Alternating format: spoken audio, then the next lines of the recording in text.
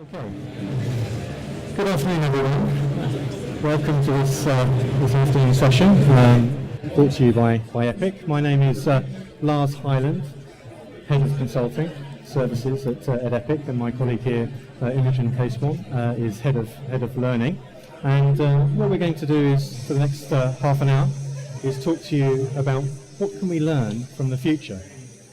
Now, what do we mean by that? Well, Epic as an organisation has been involved in learning technologies since the late 80s, so 1984, 86, and we've been leveraging the power of learning technology to improve both efficiency and effectiveness of learning over that period. And what we're going to do is just give you an insight into some of the techniques and approaches that we as an organisation have led the field with, if you like, in terms of developing de facto type standards that the e-learning industry now sort of follows, but also to draw from innovations that we've been using and discuss how relevant they are today, because you'd be amazed at how relevant a lot of these approaches are now, given the more interconnected and powerful sort of set of technologies that we now have.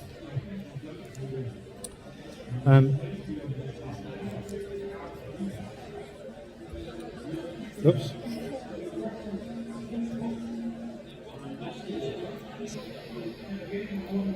Just would like to show you a bit of video here. A lot of what we do involves a range of media, and video, as we know, has been around for a long time. But now, with our ability to offer it not just in standalone form, but in a pure streamed digital interconnected form, we've got the ability to deliver the emotional impact and effectiveness of that approach as part of a range of media approaches, which include drama, interviewing, animations of various ilks and sorts. These include things like kinetic typography, which is a very powerful effect to get across, and it's a cost-effective approach to getting your messages across as part of communications, as well as focusing on your sort of learning and training views. So, sort of move on. Another example here of how this can work is a piece of work we've had with QVC, which is on information security, and this piece here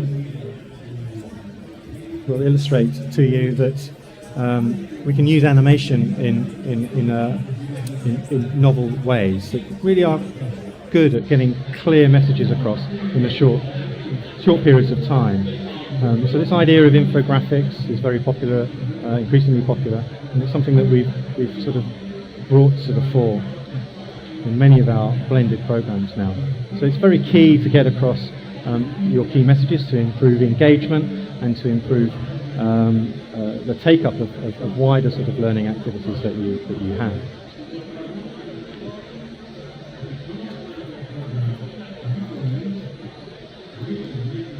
Here's another example. This is for Wiley. This is on body language, and it's using video to illustrate, I think, quite a neat effect, which is body language itself, and looking at how people, in this case, someone is nervously waiting to go into an interview. It's very effective at, I think, getting across something you can't do in a static way. To hold back a thought or emotion. Perhaps Mark's trying to hide his nerves. Playing with objects such as a pen or jewelry are deflecting signals which indicate nervousness. When you're feeling tense or agitated, you may find that your hand goes to your head or your fingers run along your scalp, like Mark's doing now. This gesture is comforting, reminiscent of the hair ruffles and strokes you receive. So this type of tool is used both in in mobile apps, so you can carry some of these things around you to use at the point in time of need that you have. So some of the practical tips, I think, when it comes to using video and media of this sort is clearly keep it short. Think very much around practical demonstrations and scenarios that you can capture, and of clear visual messages. Like, as you can see, when it comes to the typography or using animation, making sure that's very crisp and clear and to the point, and not over cluttering the message in any particular way.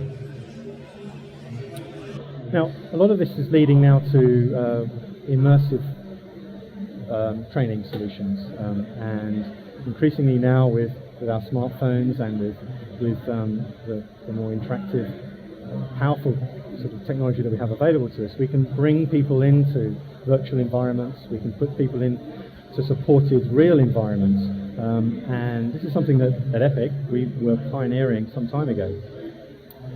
Back in '97 we actually built a virtual Paris and a virtual London, which allowed you to move around those city centres and explore famous tourist areas, and to be able to open up additional information into those areas. And we pioneered many of the sort of techniques of navigation and approach that now we take for granted. So indeed, it's very simple now, isn't it? It's just to fire up Google, look at Street View, and you're sort of in there in the place, and also enables you to sort of bring up additional information. So some of these things which were pioneered in '97, early days then, but now we take for granted. It just goes to show the rapid change in which a lot of these innovations can move. But it also gets you thinking about how you can use tools such as Epic, and also Google tools to bring place into your space, and actually use flexible ways to bring real environments to life, both at the point in time of need. And one other example, more recent example, is a piece we produced for Opal, who are a charity. And this is an interesting use of explorable environments, which is aimed at younger people to get interested in their natural environment. So clearly being out there, understanding what you can discover. These environments here that we created gave children the ability to explore and see what they could do by actually getting out into the real world as well. So creating these immersive spaces is a powerful way to move away from more flat sort of uses of e-learning. So it's something that now very, very flexible and sort of cost-effective technique to explore.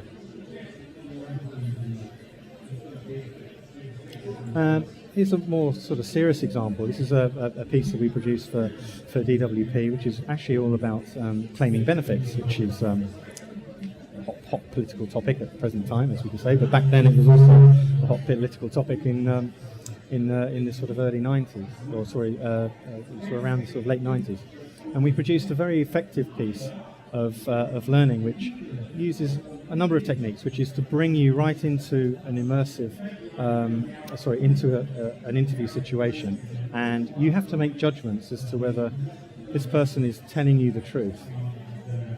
You have to ask the right questions, and you have to be able to understand the answers that you're getting. Now, this is a very subtle situation to be in, and also actually quite a potentially abusive situation as well, in terms of the language that's actually embedded in this tool and this solution. It's very real. It's very it's as real as it possibly can be, to ensure that when you finish this learning, that you can transfer into a real environment and actually put these techniques into practice, so that you can spot where people are potentially saying that they've lost their benefits book, and in fact actually they haven't. They've been taking benefits from other areas. So very powerful technique, which also uses gamification, so it encourages you to learn from failure, but to go back and repeat and actually improve. So you start to demonstrate the real benefits of that situation.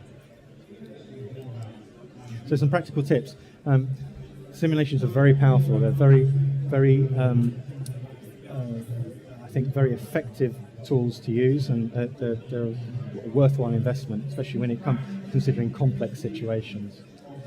But you do need to allow plenty of time to develop and refine those scenarios. But as I say, a very timely and I think very effective way to produce these things. Just now hand over to Imogen to take you through. I'm going to talk a little bit about storytelling. And storytelling is obviously nothing new. It's been around for millennia. As you can see here, people have been drawing stories on the walls of caves. So it's something we've always been doing, and we've always been using stories to learn. But what's changed is that now with mass communication devices like these ones, we can share stories much more widely. We can share stories with a wider audience. And what's so important about stories is research shows that they're actually stored in a different part of the brain. Stories are stored in the taxon system, which is the system that is used to store visual memories. So it's usually much easier to retrieve a memory of a story at the right point than it is if you're trying to retrieve facts and figures, which are stored somewhere else. So they're a really powerful method for learning, which is a great reason to use them. And another reason for using stories in your e-learning is that people really listen to their colleagues or to people who are experts in the field. And it can be a really good way of getting across a subtle point that perhaps you might do in a simulation like the one that we just saw, which actually allows people to practice in an immersive environment. But if you don't necessarily have the budget to create a whole series of subtle immersive environments, having someone tell a story about a complex series of decisions they had to take in the workplace can really help get that message across. This is something we did for the BBC as part of a course about making factual dramas, so dramas that are fictitious but based on real events. And I'll just play you a little bit of this now. Back, and Tim Collins gave this very famous Henry V style speech to his troops before they went into battle. And we spoke to soldiers who were there, we spoke to a reporter who was there. It was never filmed, but notes have been taken about exactly what he'd said. We spoke to Tim Collins himself, we spoke to lots of people who were actually there at that moment. So we had a really accurate record of what Collins said. So we were very comfortable with that, comfortable with dramatising that. But the chronology from all of those individuals didn't stack up. Okay, so what he's saying there is that with the best will in the world, what he goes on to explain, all the people he was speaking to were telling him something that wasn't true. They were telling him that they saw this speech as the bombs started to fall. And that couldn't have happened, he realised. But what he's saying is you could very easily, because it would have made such a great drama, he could very easily have believed what all these people were saying and gone with it. And he's warning people that you really need to probe before you go forward. But that's a technique that can be used in a whole bunch of situations where people need to make subtle decisions. And once that's recorded, you can share that on your learning management system. You can access it via mobile devices. So in terms of practical tips, remember stories are more memorable and they tend to be more convincing. Look for real life stories. Encourage staff to tell their own stories. These days it's relatively cheap to video people telling their stories, and it can be a very powerful and effective method of learning. And talking about mobile devices, obviously this has been a hot topic for some time now, and it's something that we think is incredibly effective in increasing the flexibility and the range of learning, allowing learners to learn at their own pace whenever and wherever they want. But mobile isn't that new either. Back in 1994, we were at Epic designing sales training, product training that could be taken on the shop floor using this nice-looking mobile device over there. And more recently, we were creating short courses, performance support resources, videos and games for delivery on a PDA, and then on a Nintendo DS. So the technology changes, but what people actually want to do with it hasn't changed that much. People still want to have flexible access to just-in-time reminders. As smartphones and tablets came in, we undertook some research with the NHS, looking at what devices people had and what they wanted to do with them for learning. And one of the things that became clear that it's vital, if you're offering mobile learning, that your device and operating system agnostic, because people are quite evenly split between Apple and Android devices. Can I see a show of hands who's got Apple devices? Okay, great, thank you. Android devices? Okay, so more Apple devices here, but we find a fairly even split and a lot of people on BlackBerries. So you really do need to be, well, still, you know, that's what people are given at work, so they often are on BlackBerries. So that's important, and as part of being device agnostic, you also need to be screen size agnostic. So this is the Epic website. You can view it and use it on different size screens. That's responsive design. It adjusts itself for the size of the screen. If you've ever used a website that doesn't do that on a smartphone, you'll know how annoying that is. Well, in the same way that you can have responsive web design, you can also have responsive learning design. So this is a course that we created a few years ago, but just to show you what that can look like, here's an example of a course. It's actually there on 2 devices running simultaneously there, as you can see, on the iPad and the smartphone. And you can see that it's been created once in one authoring tool and actually output to multiple devices. It's working differently on the smartphone. So you can see there the questions. The feedback comes up in a slightly different location on the smaller device. So that's saves a lot of time and trouble if you can design once and output to multiple authoring tools. And in terms of what you should be outputting to your multiple authoring tools, an e-learning course that is flexible to access, that people can move from using at work on their PC to their mobile device on the train on the way home is obviously important. But you should also be thinking about just-in-time learning and resources, because people, when we surveyed them, people really want to be able to look things up. They want decision support. They want calculators. They want things that can really help them. Small video clips, but again, like the ones we saw earlier, but keep them short, little demos, things that they can access as they're going about their work, because their mobile device is always with them. And it could be as simple as this app created for the NHS, which used to be wallet cards. So this is performance support without the technology. It's something that people still want to do, but now they want to access it on their mobile device as well. So if performance support is something that you as a training organisation are new to, Epic has a drive model to help you move to performance support. I won't take you through all of it right now, but you need to decide on your strategy, as in where performance support fits in with upfront training. You'll need to reach out to key stakeholders to support you if it's a new initiative. Identify the appropriate methods of supporting performance. Validate your solution, so pilot it, check it works, and engage your users. We have a white paper on this on our knowledge base, and if you drop by at our stand, you can pick it up on a memory stick. That's stand 113. So that's how to drive performance. So in terms of moving to mobile, consider context, keep it short, use a responsive design tool such as Gomo to author once and output to multiple devices, and think about designing for performance support. So I'm going to hand you back to Lars. Thank you, Imogen. What's key, I think, is going forward is that learning isn't one size fits all. We need to think about making it personal and more contextual to individuals' needs.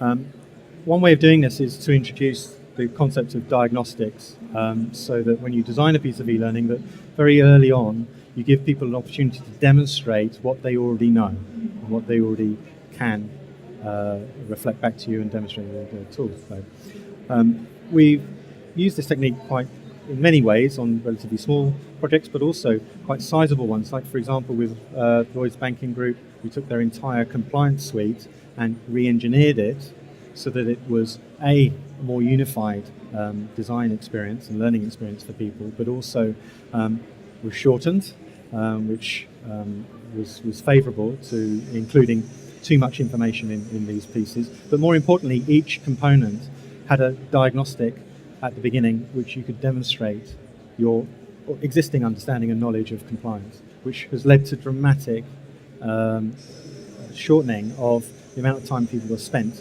proving that they are compliant, which, when you couple that around 100,000 of staff per annum completing quite sizable hours worth of compliance material, that leads to a huge opportunity cost saving. So it's worth looking in your organisation for opportunities there to improve the learning experience, to actually shorten the learning experience by demonstrating to people what they already know and targeting the learning where it's really needed. So one example of that is our model of learn and apply, which takes that sort of diagnostic thinking on the stage and starts putting you into the learning or the environment and the experience first, rather than lecturing you about something and then giving you a chance to demonstrate it afterwards, is to put you into a situation and ask you to make decisions, ask you to demonstrate what you know and how you would respond, and then providing contextual feedback as a result. So this sort of design you can implement into any type of e-learning course, as long as you think about it at the early design stages. So it's a very powerful way to sort of improve the effectiveness of your learning designs.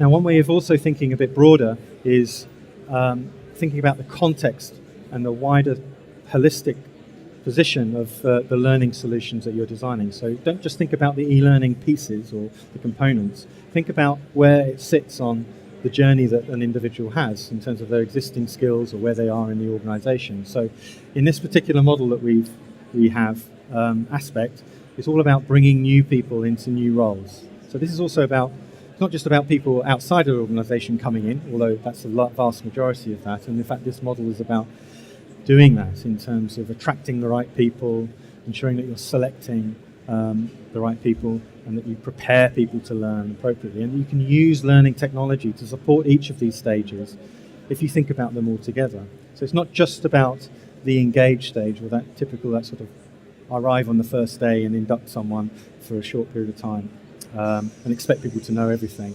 That tends to be not particularly effective way of introducing people to the organisation if you can prepare them better beforehand. It allows you to free up that time to focus on engaging people in the people around them, the mission, the values of the organisation, and to connect with people, both the team, the managers, experts around them, and the tools that they need to use.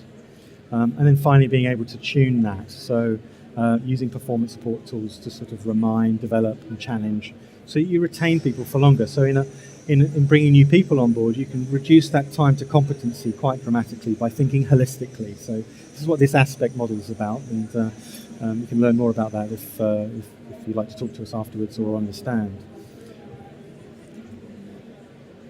Now, one aspect of this also is in using new standards, new tools such as Tin Can, which is a development on from some standards that you may know of, as SCORM, for example, that allow you to track people's activities when they complete e-learning via learning management systems. Tin Can enables you to do more, i.e. capture different types of learning activities and to store those in a learning record store environment, essentially a database, which you can then interrogate in a more interesting way. So you can start to use this to understand what people are doing at various points in times in their jobs. Are they applying what you have trained them on? Are you seeing that people are taking the opportunity to develop themselves and to utilize what you're learning? Are they actually doing these blended activities that you may have designed and offered to people? This is what this type of tool set can do, and EPIC has been pioneering that in developing what are known as learning record stores, or LRSs, yet another acronym, but it's a powerful way to start collecting more useful information about your learners and actually responding to their needs better. Now this continues into augmented reality. We started that thinking at the start of this presentation, but increasingly we can use our devices to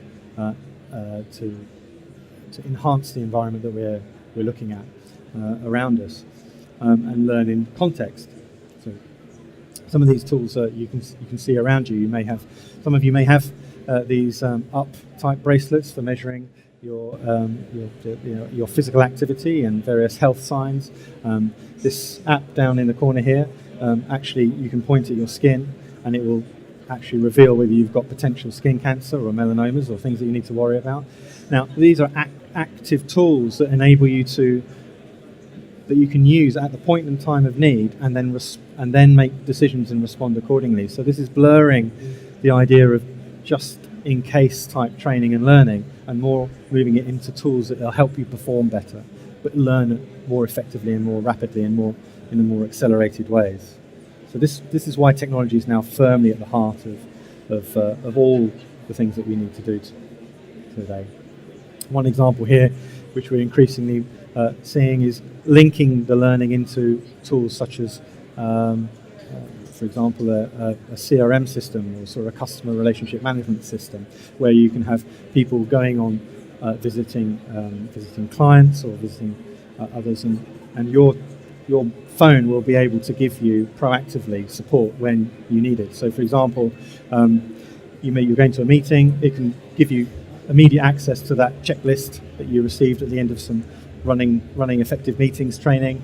You can get top tips about negotiation if it happens to be a sales meeting, and access to flights and next appointments, which if any of you have used Google Now, will show you that you can use that in more independent ways, but you can start to use those tools again to support learning and training environments. So practical tips, absolutely key that design needs to be flexible. It needs to be able to operate in a variety of contexts. You need to ensure that the programs respond, that they adapt to the learner's situation, so it's personalised to their particular needs. Otherwise, you can lose attention, you can lose engagement, and you lose the actual full return on investment of the solutions that you're designing. So that concludes our session. If you want to learn more, do come and visit Epic on stand 113. That's just back through that hallway over there. You can even have a play with Google Glass. We actually have that on the stand if you'd like to see what all the fuss is about. So you can explore and have a conversation about how you can utilise tools of that nature, and potentially get hold of some chocolate, which will give you the energy to survive the rest of the day, plus also enter a competition to win actually some of the a media solution for you, plus also access to consultancy from our team. So thank you for your attention, and happy to take any questions. So many thanks for your time.